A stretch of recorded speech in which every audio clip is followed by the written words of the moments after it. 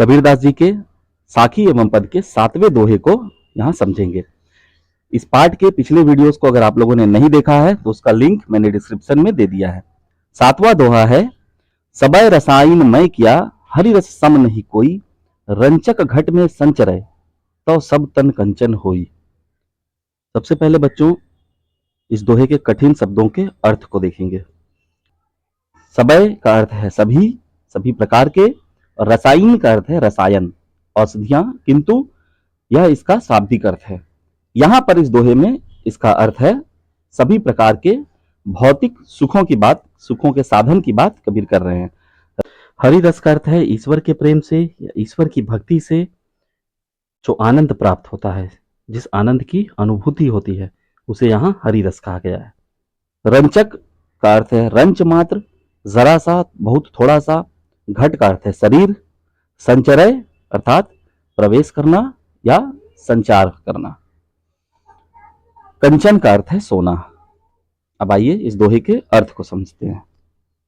इस दोहे में कबीरदास जी कहते हैं कि मैंने संसार के सभी प्रकार के भौतिक सुखों के साधन को परखा है, परंतु हरि रस के समान कोई नहीं है। ईश्वर की भक्ति में जो आनंद की अनुभूति होती है, उसके समान कोई नहीं है। इस दोहे में कबीरदास जी ने यह बताया है कि संसार के सभी प्रकार के भौतिक सुखों का रस चाहे कितना भी मूल्यवान हो, परंतु हरि रस अर्थात ईश्वर के प्रेम का जो रस है उसके बराबर कोई नहीं है। कबीरदास जी कहते हैं कि मैंने जीवन में हर प्रकार के अनुभव किए हैं, सबय रसायन में किया, परंतु सबसे उत्तम और अमूल्य अनुभव ईश्वर प्रेम का ही लगा। हरि रस सम नहीं कोई, अर्थात ईश्वर के भक्ति में, ईश्वर के प्रेम में, ईश्वर की भक्ति में जो रस है, जो सुख है, वह अन्य किसी भौतिक सुखों में नहीं प्राप्त होता। ईश्वर प्रेम ही जीवन को सार्थक बनाता है।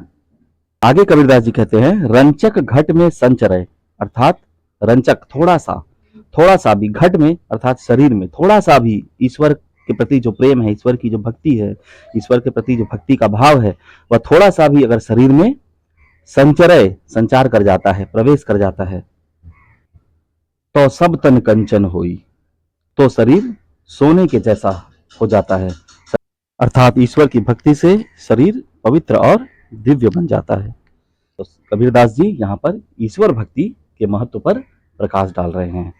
विशेष की अगर बात की जाए तो पहली विशेषता तो यही है कि यह दोहा ईश्वर की भक्ति की महत्ता को दर्शाता है।